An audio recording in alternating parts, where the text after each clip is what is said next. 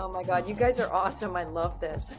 Up until that point, I was getting a lot of crying mom roles, and this was such a breath of fresh air for me. I've just been really fortunate in all the roles I've got. Every time you audition, you're planting a seed. Oh, no, you watch Mean Girls before every audition. No. How many times have you seen it? Too many times to count. Yeah, that's a guilty. If I was a rich man, ya-da-da-da-da-da-da. Welcome to Amigos PC. If you were looking for a podcast with high standards and an appreciation for the finer things in life, like water polo, ballet, equestrian riding, cricket, and trips to the countryside, you're in the wrong place. If you're looking for a podcast that celebrates drinking, random thoughts, wacky conspiracies, memes, crypto, cinema, and a lot of other things that don't really make any sense, then you're in the right place. This is Amigos PC, and here are your hosts, Scott and Mark. Hey, you! Yeah, you! You're hearing this for a reason. You haven't subscribed to the Amigos membership on Supercash yet.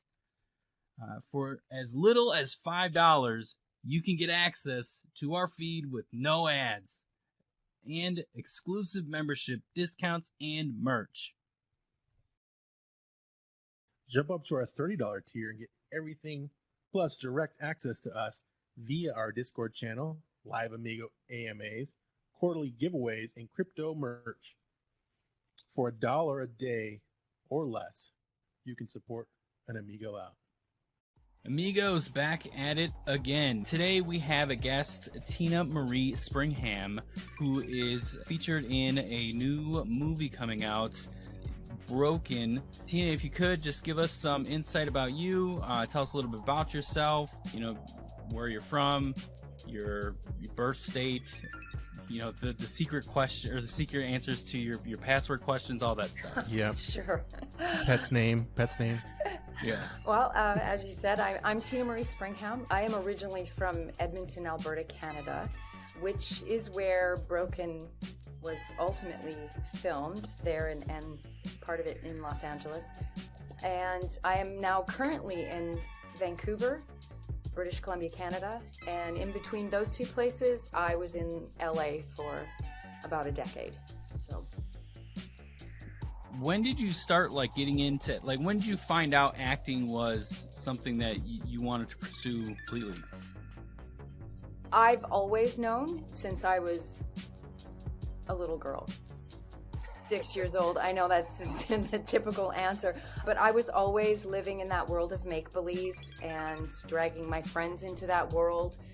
And it wasn't just the acting part of it. I was also fueled by words and writing. So I was writing at a really young age.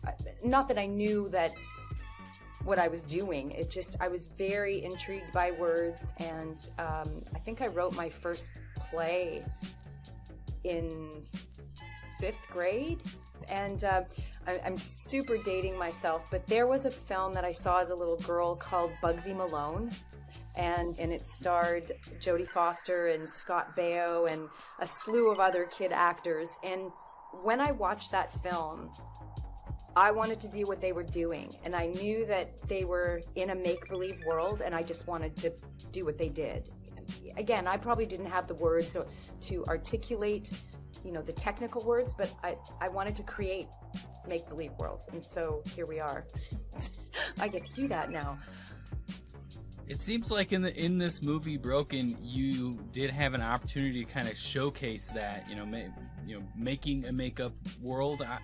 To me, at least, it came off your character, you being not to ruin any spoilers or anything like that, but your character was the waitress at the diner, or maybe you own the diner, or you were that was hard to tell. Yeah, but career waitress is she's been there forever, and she knows everybody and everything. and she's everybody's friend.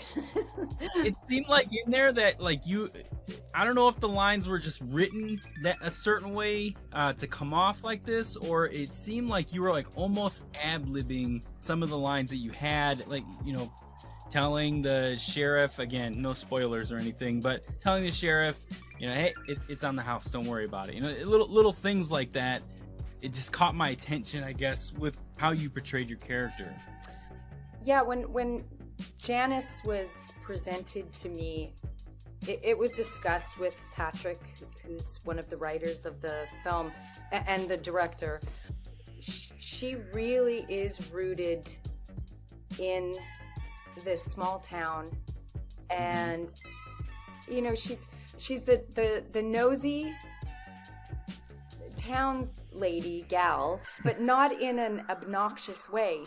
Everyone happens to trust her, everyone happens to tell her everything, and so she's got this wealth of information and connections to everyone, even strangers. She just has a way of making them feel like they're welcome and that they can trust her. Yeah, that really came off. That's normally the cool thing about small town kind of feels, right? Yeah. I guess everyone knows each other. Yeah. And there's always that one lady too. Isn't there? Yeah.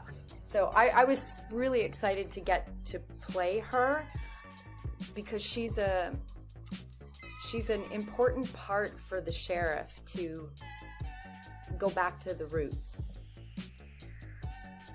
It almost came off like, well, I don't want to really go into that, but it helped, like you contributed a lot to what the sheriff's character needed, like pointed them in the right direction, kind of, which was, again, fascinating with just the dynamic of what was really going on during the actual movie. Yeah, I think the feel of the ad-lib, there weren't any lines ad-lib. That would be a testament to the writing, for sure. Wow.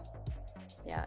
Does that normally come from like part to part when it comes to movies, where they'll like be like you can ad-lib or they don't let you ad-lib, or it just depends on the writer director? It depends. I have found it depends on the project, and it depends on if it's some of the projects that I've been in, if it's the writer is the director and they want you to contribute more to the storytelling, there's leeway and freedom to be able to explore that. And of course you always sort of consult in advance a little bit of this is, you know, because there's you want to be off book, but you don't want to surprise everybody so much that they're like, oh my god, what the heck was that? Yeah, where'd that come from? Yeah, but sometimes it works. Or mistakes, you say things that you didn't mean to say that still fall in line with what the character would say, and sometimes it works and sometimes it doesn't. But I think a good actor will always honor the writer's dialogue, and if there's something to contribute, then out of respect, at least I do anyway, out of respect, you sort of consult, like, this is sort of an idea that I had, what do you think? And in the moment of your answer that you're receiving, you understand whether or not you have the leeway or the freedom. And I've been really fortunate that I have had those experiences.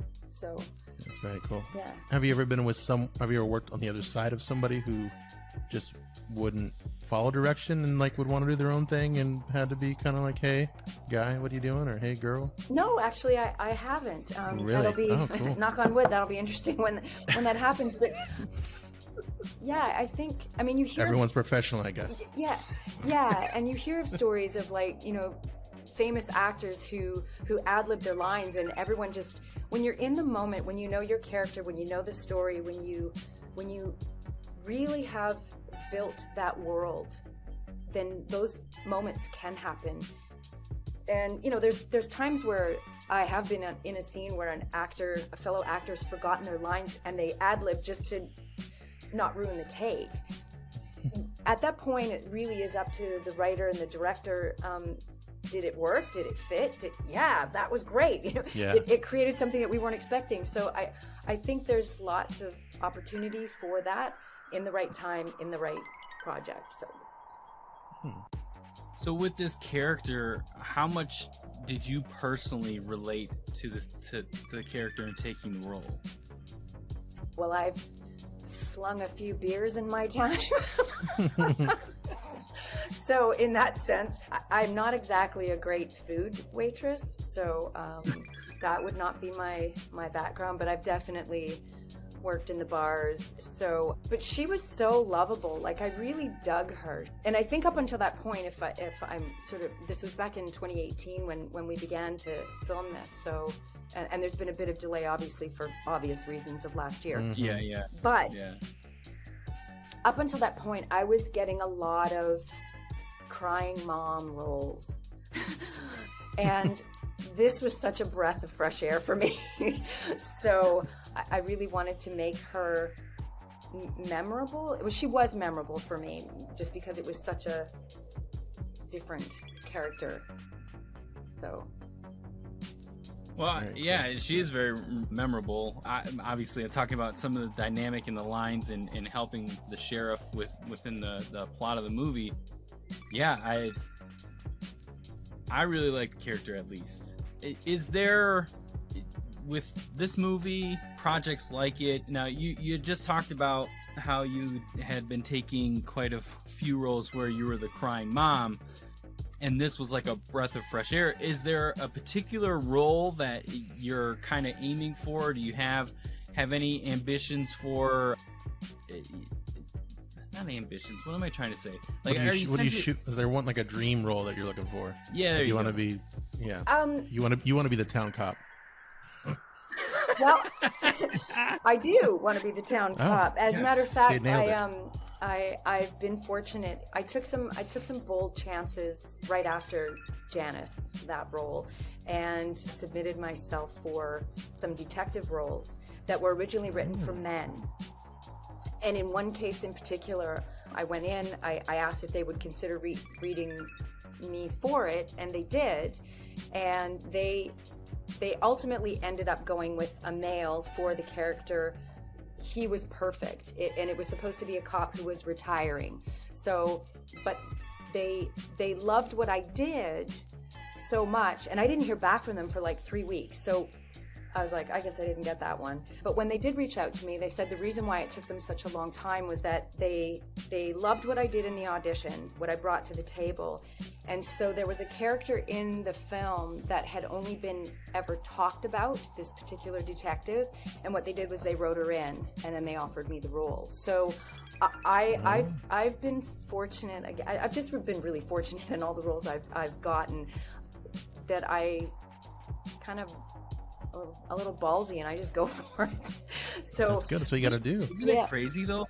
It happens like that. Like you went in intending to get this role, but they loved exactly what you were bringing to the table, and they were like, okay, well, we need to incorporate this somehow. Yeah, it was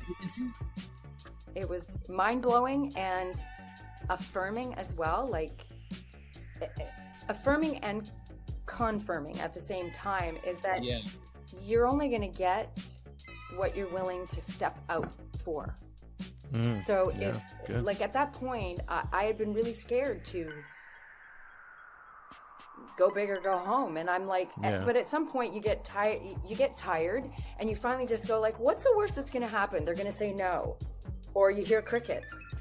And they did say no, and I did hear crickets, but in this case, it was all because they were trying to figure out how to make it so that I could be a part of this project. And it's a great project, and I know we're not here to talk about that one, but I really have fearlessly, scared shitless, can I say that? Gone for the roles that I've gone for, because I've got nothing to lose. There you go. Right? So nice.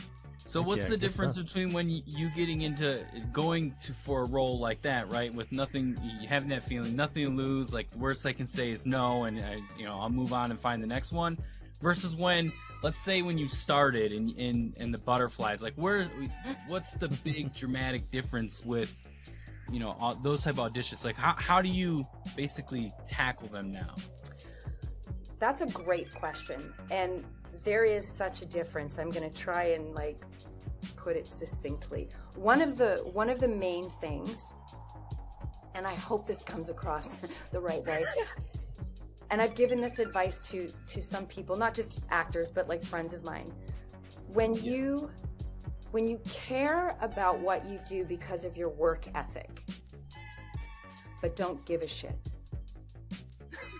Yeah. I hope that makes sense. I used to care and give a shit so much that it was like I was attached to the outcome. Yeah. And then I started to realize, like, I am like over invested in it, so much so that it's like my wounded, broken ego is attached to all of this, when in fact it's, if you show up having done your homework and doing your best work and then saying, here it is, I'm either what you're looking for or I'm not. But you could take that view, you could apply that in That's anything good. really. Exactly. Good. I can really relate to that because, you know, we're doing certain things, you know, with our show and just a lot of partnerships between me and Scott with what's going on, and you know, I'm 100%, more than 100% on a lot of the things that are going around in my life, but at the same time, there are certain things where I'm all like, I'm giving the effort, but if this doesn't work out, I don't care. Yeah. And This is news to me. well, not necessarily the stuff that we're doing, Scott. But you know what I mean. I know what you're talking about. Yeah, and the I thing get is, it. Mark, I think what you do care. Yeah. And that's why I've sort of distinguished those two phrases, is like, you care because if you have a work ethic and if you take pride in what you do and you want to do a good job, I mean, those are all great things. But when we care so much, that's why I, you know, offset it with, I care, but I don't give a shit. Like because at the end of the day, that's a good shirt. You got to make those shirts. Right? It's a good At shirt. the end of the day, I really feel like when the door that's meant to open for me already is open. All I gotta do is show up, and if it's all aligned, then I'm just walking through the open door that's already there. It's when I go, oh my God, that door's gotta be open, I need this, I want this, and then the door's not open, that's when it's like all this disappointment. I'm so simplifying it. Like, it took me years to get to this place, but at the end of the day, it really just is like, do your best work, have fun in what you do, and the doors will open. or You they're can totally already tell. open and you just have to arrive, right? Yeah. And you can tell too, like the way, the confidence you're bringing and actually, you know, giving this example out, it's there. Like, it's very prevalent. And don't get me wrong, I still get scared shitless. When I'm fearlessly doing something, I'm doing it scared shitless, but I'm doing it fearlessly because really at the end of the day, it's like, I know I'm doing my best work, and I know there's times where I'm sure I've done auditions where it's my 8th one that week, and I'm just fried and burnt out, and this is the best that I can deliver. And is it my best? You know, I know it's my best in the moment because I will always put out great work to the best of my ability. But you know, I think there's another phrase that I have, and it's right place, right time, right face, right line. All those things need to align. I can be the right face and say the right lines, but maybe it's not the right project. You know, maybe there's been many times where I've auditioned for something and then I've seen the project and I go, oh, that's the kid they cast as the son. I don't look anything like his mom. No wonder I didn't get it. So it had nothing to do with my ability. There's so many factors in getting cast that you just, again, put your best work forward, and if it's meant for that door to open, it already is. Yeah. You made a little sense. mention there about, you know, going back and watching something. Do you watch your own material afterwards, or because I know some guests that we've had, they're like, no, I can't watch anything I do. I just show up and act. And then others are like, yeah, actually I go back and watch everything because the stuff I'm doing I really enjoy. Like, that's the stuff I watch. I do. I watch. I watch not from oh my God, did I do a good job? I trust that the directors put me there for a reason, and I trust their guidance when they're trying to pull something out that they're trying to get. Yeah. I also aspire to be a director, so when I watch, I'm not watching as a critical actor, watching myself. I'm actually watching for, was that continuity? Was it like, there's so many other things that's playing through my head as a creator. I think there was a time years ago that I would watch it and go, oh, that wasn't so good, or oh, did I really look like that? But that's not where my head is at these days. And I'm grateful I'm not there. I got the audition, I got the callback, I got the job. I must be doing something right. The rest I have to trust. Yeah, yeah. They're capturing what they need. And if they're not, then they keep doing the takes until they get what they want. Yeah. So, but I enjoy in front of the camera, behind the camera. I love it all. That's awesome. Yeah. Yeah, we somehow have found a way to make it work with, because we used to be together doing this in an office space, but now I don't even want to say office space. What we had going like on, your studio space. We had a studio, we had studio space. Yeah. That would be the fancy way of saying it. It was outside of a trailer park with bullet holes in the wall. But Yep. yeah. Whatever it takes, right? Whatever. But it it was takes. an office place. I mean, it elevated from a garage to an office space to now, I guess, across the country kind of thing. But well, that brings a question. Sure. You talk about elevation, right? Yeah. And how we evolved from a garage to where we're at now. We may have devolved a little bit, but no. We have amazing actors and actresses on with us. Where was your evolution, basically? So you did say, this is something you realized you wanted to do as a kid. Like, where was it that it became like, okay, this is the career? Like, this is, I'm doing this as my career going forward. So it's 2 a.m. You're done serving beers. You're like, it's time to change. I did the lunch shift. I wasn't a 2 a.m. Oh, okay. I elevated to the lunch shift. To the day shift. Well, it's funny that, so here's a pulling out of the vault. There was a time where I had just moved to Vancouver, and I was waitressing at sure, it's going to come out at some point. I was waitressing at a world famous club. Oh, in fact, Motley Crue sang about girls, or in the song Girls, Girls, Girls, about the Body Shop and the Marble Arch. I used to waitress at the Marble Arch here in Vancouver. Oh, nice. And at that time, I had been, a couple of the regular guys who were coming in for their lunch were, and of course their names completely escape me at the moment, and so I'm super embarrassed that I can't remember their names, but they were directors and producers here in Vancouver, and that was around the time. Directors and producers at strip clubs? No way. No way. They don't do that. Right. They knew that I wanted to be an actor, and I was taking acting classes at that time. And because they were regulars in my section, they offered an opportunity for me to come in and audition for a role in a feature film. And I was so riddled with insecurity, and I was overweight and just had zero self-esteem. Kind of your typical 20-something girl that just, I look back at pictures of myself now and go, what was I thinking? Like, that's crazy. I would looked pretty good. But at the time, that's not how I felt. And so, long story short, I studied these lines, and it was an absolute case of like, oh my God, I care so much. I give a shit so much about this. And I convinced myself in 24 hours that if I didn't get this and land this would be the only opportunity that ever comes my way. And I believed it. And so I went in and I tanked the audition. I got so nervous. And part of it was I knew that these guys had put their neck out for me to even be there. And number two, I had run into a girl who she didn't like me and was very mean and cruel, said something to me Another about... chick from the club? What's that? Said another chick from the club? No, she was a bartender from somewhere else, but gotcha. it was just a really, what's that movie? Mean Girls. And she said to me, she goes, they're never going to pick a fat girl like you. Oh.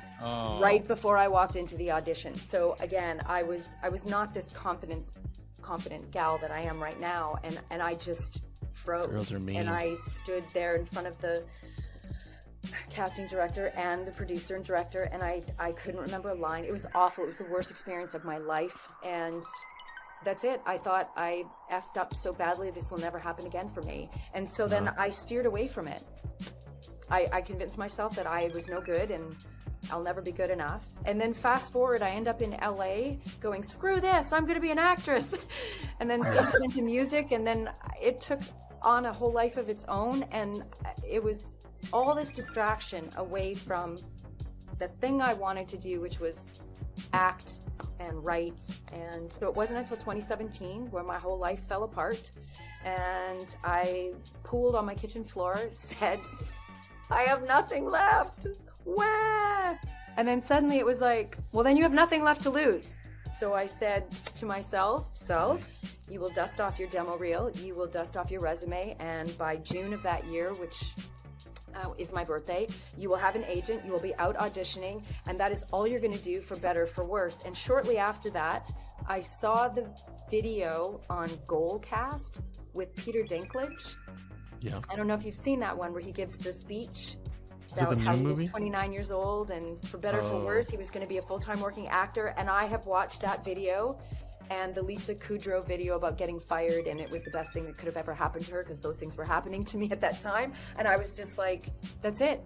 Like, fearlessly scared shitless. That is it. That's what I'm doing. It just takes one, like, you know, that one crazy, like Peter Dinklage or Lisa Kudrow, that one role that would just elevate it to the super next level, you know? So that's crazy. Peter Dinklage to me, he's so great. He is. He is. Yeah. Yeah. One question going back to the at the club where they're asking you to come interview at a for a movie. Audition, Was there any red flags at all going on? Like maybe thinking no. This might not be the type of movie. Sorry, their names. I feel just. Please don't put it in there that I can't. No. It has to be the real names. I'm just wondering. They were the executive producers. It's better that you don't have the names. You don't have the names. No, they were the executive producers for something. Sylvester Stallone's Rambo. Oh, okay. These guys were involved with like the all right, so these are legit and- guys. Oh yeah, no, they were absolute legit guys. And the movie was opposite Judd Nelson. Like, I'm super dating myself, but no. These were legit guys, and that's why it was so devastating for me that I blew it, and I literally thought I will never. They'll tell everyone in Hollywood that I suck, and no one will ever hire me. That's how. Oh, I can see how that could. Yeah, I get that. Yeah, and then have you seen them since that interview? No. Or that audition, I mean? Oh, well, okay. I think they came in. I mean, this was so long ago.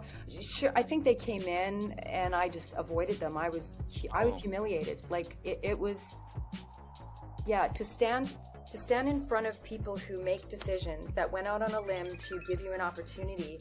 And it's not that I didn't study my lines. Like I was so worried that I literally stayed up all night long.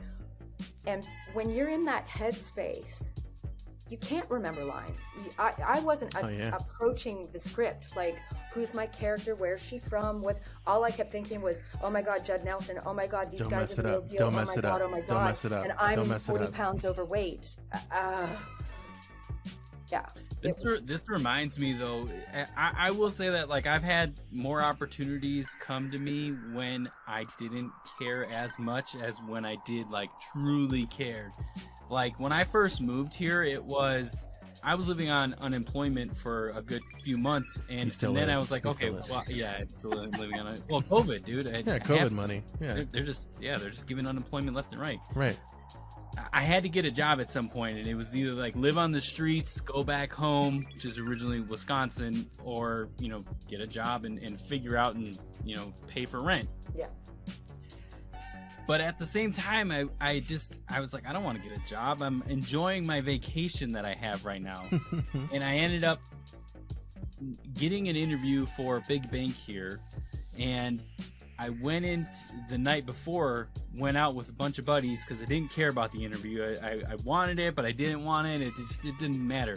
But I got really wasted, and I ended up showing It was just sounds awful. But I ended up showing up at the interview still drunk from the night before. Nice. Still not caring if I got the job or not. I don't know if I know this story. And nailed it.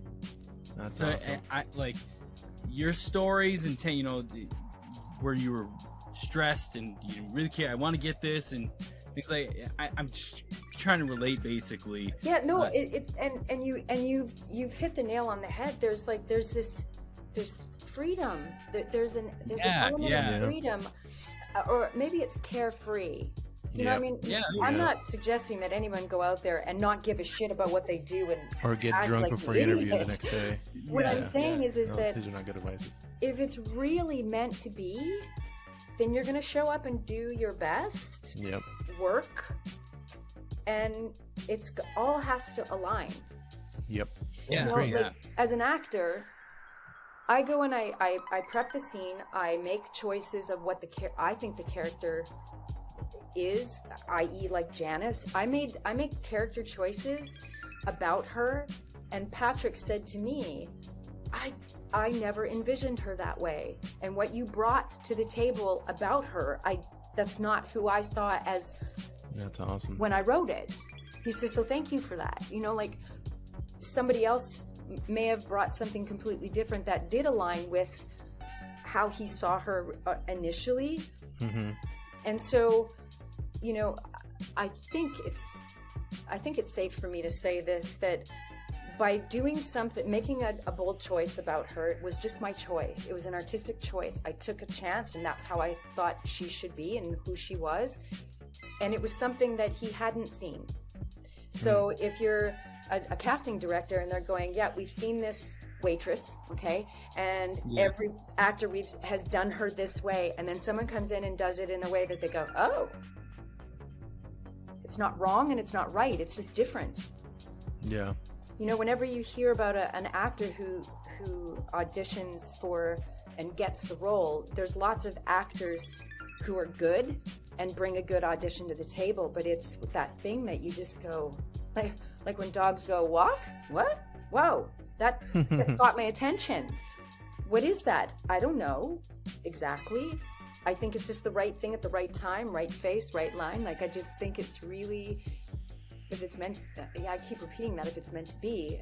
I'm not trying to be so flippant and cliche about it, but No, I mean, it's been working, so, and it makes sense, because if you go into it, you don't want to, overthink it. You don't want to set your expectations too high, because you're just going to, like you're saying, crash and burn if you don't get what you're trying to get. So you might as well just go in there, do what you got to do, and if it works, it works. It doesn't, it doesn't.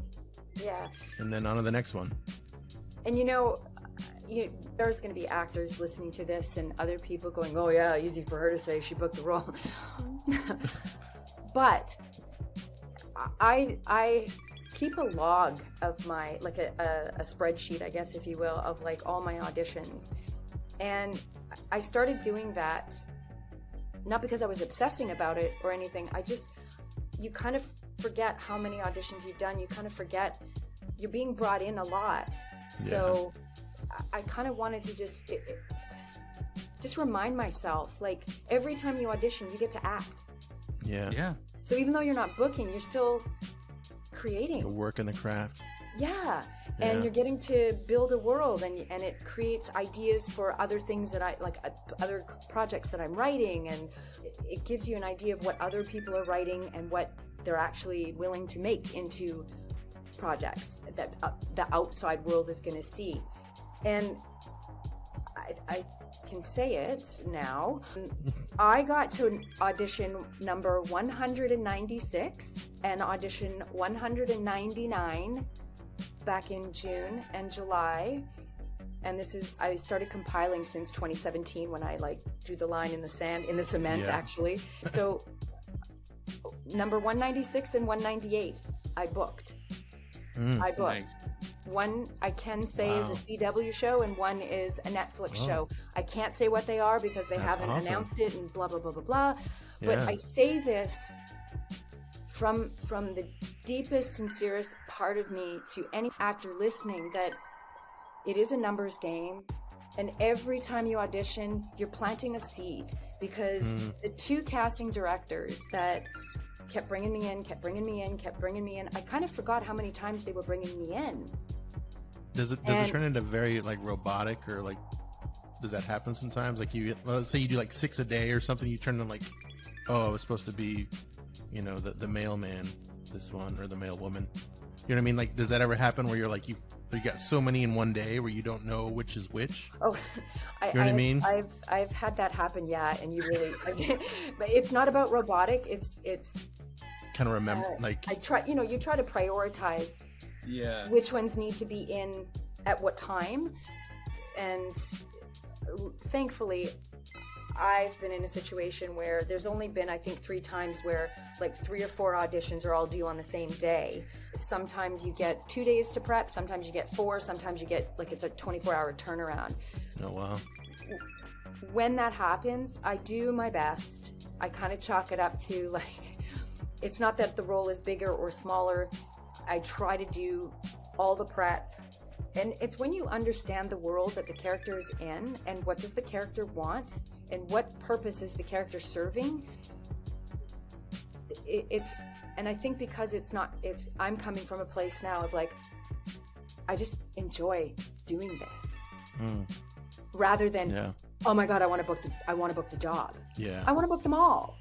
Like, so that feeling is with all of them. It's not one over the other anymore. So I get to act. I learn the lines as best I can. Sometimes I have to have a cheat sheet. And it's funny, the times that I do a cheat sheet are the times I never even look at it. But I know it's there if I ever need. I don't do that all the time, but I have done it when I've got 4 auditions all due in one day. And ever done the Sharpie on the hand? No. If I'm ever in that position, I just hold my sides. Like a casting director will save some grace in that, you know, it is possible that you're doing more than one audition in one day. That's cool. You know, you think that they're all kind of rude. Sorry, go ahead. I said you would think that they're all kind of maybe rude to people, but that's nice that they do help out. That's cool. No. Well, and now we're in a world of self-tapes. Oh, yeah. Right? We're not auditioning in person. They've true. The COVID by world. default, they've been going. They had resorted to self-tapes, and now many casting directors are saying, "This is such a great thing. Why didn't we always do it this way? Because we can actually see more people now." So there's a little more leeway with time to prep, and the reading of the cheat sheets or whatever was more early on. Yeah, before the changes. And that's what we'll call it, the changes. The changes. But it's about staying in character. Right? Like if I have to glance down at a line, as long as I keep staying in my character, obviously that's not the character I'm doing, but as long as you don't go and then jump back in. If you can still pick up your line off the page and still stay with who the character is, you're not losing the interest, right? It's the minute you go back into Tina Marie the actor, now I'm going to say my line as Janice, you lose, you disconnect, right? What's the longest time you took a character back with you? Let's say you were acting like something that was loud. I don't know if anyone heard that. It was like a beeping. No, I think that was mine. Sorry. Oh, was it? I'm like, I heard that. Oh, anyways, don't worry. Like, were you in character one time and you took it like an accent or something where you just ran with it for longer than you should have, or maybe you kept doing it to keep in character for a role? I did, yeah. And it wasn't that it was too long. It was that because it was based on a true story, and she was drug addicted woman who lost her family. Oh, this is gonna be good. In a plane crash. Do you remember the Alaska Airlines plane crash that leaving Disneyland? And I think it happened just outside of Seattle. This turned okay. Well, anyway, she to stay in that character because she was in such a distraught place. Yeah. It was too hard to get out of that in between takes. So I just kind of stayed there, and it was the most draining. I bet. But it was super cool to play, but took everything out of me. Those 4 weeks of filming were just brutal. I was wounded like for weeks after that. Wow. Yeah. Sorry I brought that up. Oh, no. No, I'm just, yeah. Wow.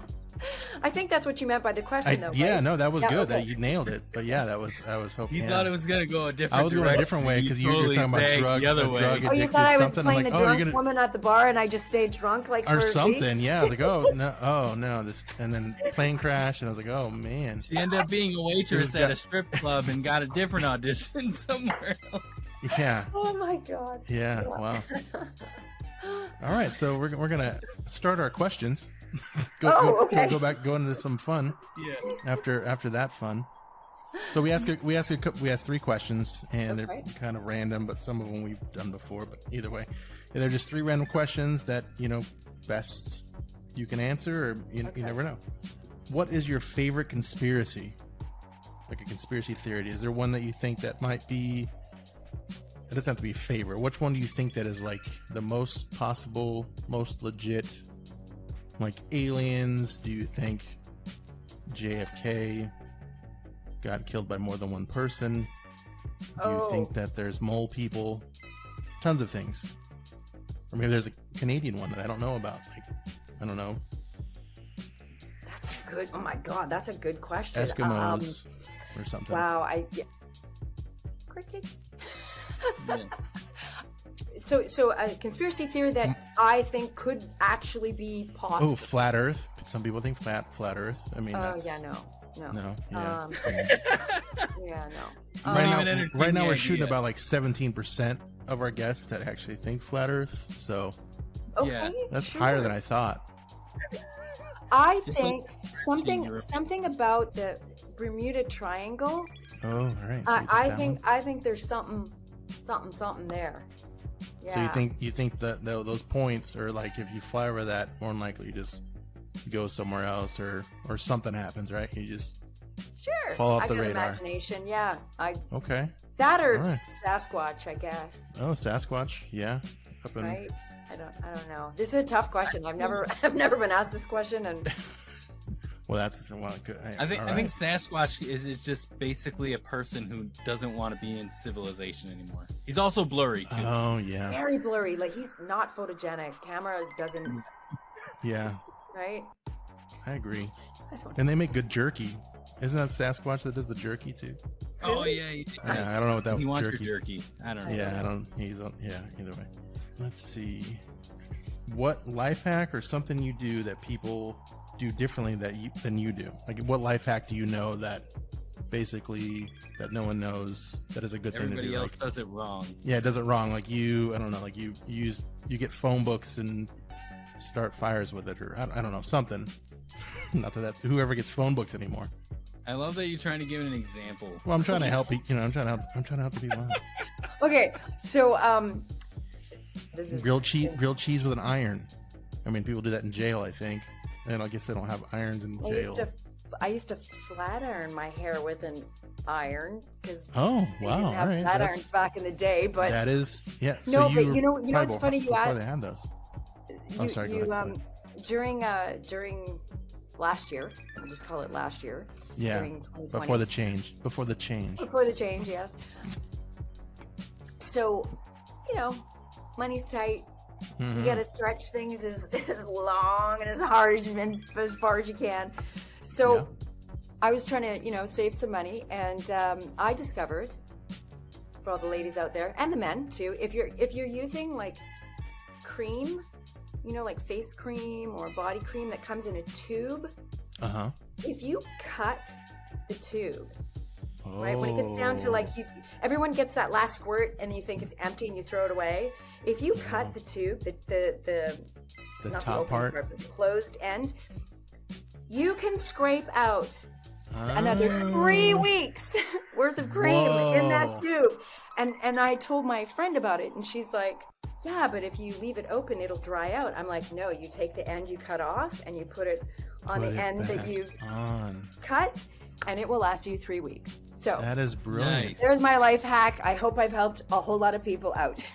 What I do, which is probably a cheaper approach, I put my finger in there and I scrape it out to use Exactly. some. But yours is more effective because you're getting all of it. Yep. So yeah, Yep. wow, 3 weeks. that's awesome. That is good. That's when you think about how much product. Oh, I know, you throw away over the years. You're like, No. holy shit, that's like a lot of money. So That is so anyway, true. that's my life hack. That is a good one.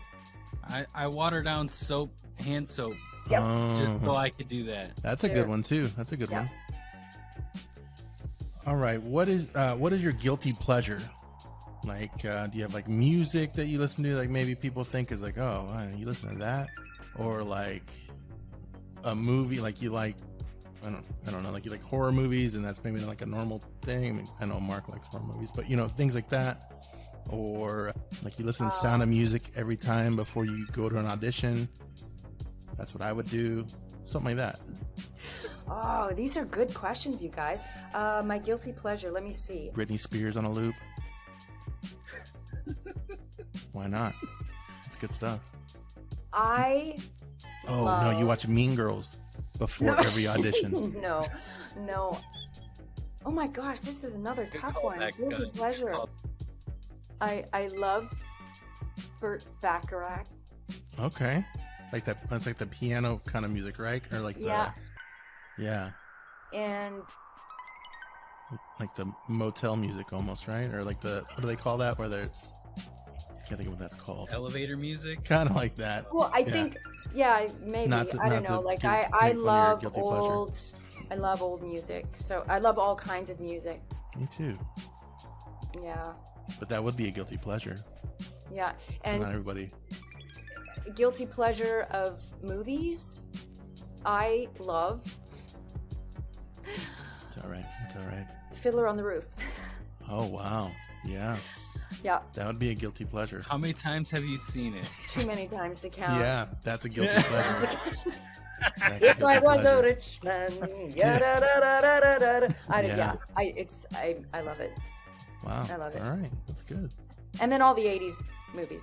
Yeah, those are good. Well, maybe not all of them, but what would be your least favorite? The Rat Pack ones. What would be your least favorite 80s movie that everybody likes? Oh. Loverboy. That's a good movie. 100 Cigarettes. I don't know those. I don't know those. Loverboy with Patrick Dempsey, and he's a lawnmower guy in Arizona. No. What's the Pizza Boy one? That's that one. Oh, it is that one. We're both girls. The lawnmower guy. We're both girls for knowing that. What's the other one? I've never seen St. Elmo's Fire, but people like that one, so I would think that's not good. That's good. I love those. But you know what was quite a cheesy one, and I think people liked it. Well, I think they liked it, but it would be so. It was Rob Lowe and his best friend sleeps with his mom, picks her up at a bar, and then they go. He invites him over for Thanksgiving dinner, and there's the woman that he picked up in the bar. Is like, I forget what the name of it is. That almost sounds like that one movie, American Pie, but it's not, obviously, because that's older, or like newer than that one, but it's the same kind of premise. Yeah. I'm gonna look that one up. See, Rollo. Oh, he was in St. Elmo's Fire. Yep. Yeah, they all were. It was Rat Pack or Brat Pack. Not Outsiders, right? No, that's when they were fighting. No. It's you know the show Good Girls? Yeah. The guy who plays the assassin, I'm just blanking on his name. He was he is a huge actor in the St. Anthony. No, oh my God, I can't. I'm blanking on his name. Jacqueline. No. Oh wow. Well, I know it's Rob Lowe. Rob Lowe plays the son. The mom is a beautiful '80s actress, Jacqueline something. No, I wish this would be more in order. Oh, maybe it is. Okay, sorry, I'm not scrolling fast enough. Rob Lowe's been in a lot of stuff. Class. The Flask. That has Jacqueline Bisset. That's it. What was it called? Class. Yeah. I didn't know he was in. 1983. Wow. Yeah, I have not seen that one. Yeah, it's okay. I'm gonna watch it now for sure. Yeah, I'm going to too, because now I hear it's amazing that you didn't like it though. It's not that I didn't like it. It was just like, is that? But that's what I mean. Because when everyone's like, "Oh, this one's so good," but you're like, "Oh no, I didn't think so." Oh, Rob Lowe's not the kid that gets the mom though, which is weird. No, it's his mom. Yeah. It's Wow. Anthony. It's Anthony. No, what's his name? Anthony something? Anthony Michael Hall. No, Andrew McCarthy. Andrew McCarthy. There you go. So Yeah. Andrew McCarthy He's right now is pretty, in Good Girls. Pretty in pink guy, right? No, is that Yep. right? Yeah. Yep. Okay. Yeah. Wow. That's hilarious. No, this I have is, to watch that now for sure. This was a crazy How does ending. Rob Lowe not get the part where he's the guy that? Yeah. How is Rob Lowe not hot enough to get whatever going on there? I don't know. See that? Casting directors, they didn't know. Right? Yeah. Comes full circle. It would be so for me anyway. I can't speak for anybody else, but I think it'd be so cool to be able to go back and see how those auditions, like what they look like. Like, do you guys You ever might- go you might on be able to YouTube go get and some- watch like how did Oh. a certain actress or actor, what's their footage for like yeah. on Games of Thrones, you can go and see some of their auditions of who got the parts Oh, and who yeah, didn't. It's yeah. just fascinating because all the auditions are good, but there's certain things that the ones who got it do. They do something. There's I'm trying to remember which character it was, but he actually in his audition ate. In the film, in the show, he's actually eating like a leg of chicken or a leg of beef or something. But in the audition, he had the biggest carrot, and he's munching on this carrot like. It's funny because that's what got him the role. Wow. Yeah. The one You thing know, that didn't, I watched those outtakes, but when Peter Dinklage was trying to be the Mountain, like I don't know why he went for that first. Not, I'm messing with you guys. No, why would he go for the Mountain? He's really like a third the size. He's got pulling our leg. Pulling your carrot, Mark. Oh, gross. That's awesome. I I wanna love say it. that. Oh my god, you guys are awesome. I love this. Hopefully I did a decent job in answering did your amazing. questions. No, you did good. Oh yeah, amazing. We even went into the whole. Me and Mark found out that we both like 80 girl movies, so that was fun. We found out a lot today. We learned something in our friendship. We're gonna watch Tina, Loverboy tonight, which is you never want to say Together. that together. Well, if you take anything away from this interview, hopefully it's my life hack. Oh yeah, no, that was good. Save you 3 weeks. I'm worth gonna of- start. I'm gonna start cutting all all the bottles of stuff. Everything. Right? Your ketchup, your Yep, mustard. everything. Everything's getting cut. How did you survive the winter, Scott? Oh, Tina Marie, this Canadian actress, she saved my life. Just chop it. I need one of those those infomercials, the chop thingy, the chop saw thingy that guy has. Chop it. Yeah. Chop it. Oh yeah. Not the one with the ShamWow, right? The other No, one? no. It might have been him, Oh, it's the same thing. Okay. but yeah, I don't know. But make sure I should do this Yeah, October 19th. that's when it Yes. drops, right? Yeah. Broken is going to be available on all streaming platforms, and you can pre-order. I know for sure on Apple TV, and I think there's a link on the Broken film_broken on Instagram where you can go and pre-order on the streaming apps. Thank you for that. That's actually Yeah, the Mark next was gonna do thing that. I was Oh, going to there get you into. go. But yeah, thanks, But- Tina. Besides Broken, where can we also find you? Vancouver, Canada. No. Nice. My full name, Tina Marie Springham, no hyphen in that, on all social media, and IMDb, Facebook, Instagram. I've got my website, tinamariespringham.com. I'm everywhere. Everywhere. Soon to be even Well- more places. Exactly. Yeah. Well, thank you for coming on. Thank And on you. that Yes. note, Amigos out. Mioza. This has been the Amigos PC. Make sure to like, subscribe, and review us on all your podcasting platforms. And visit us at AmigosPC.net. Get our entire library of content and Amigos merch. Till next time, adios.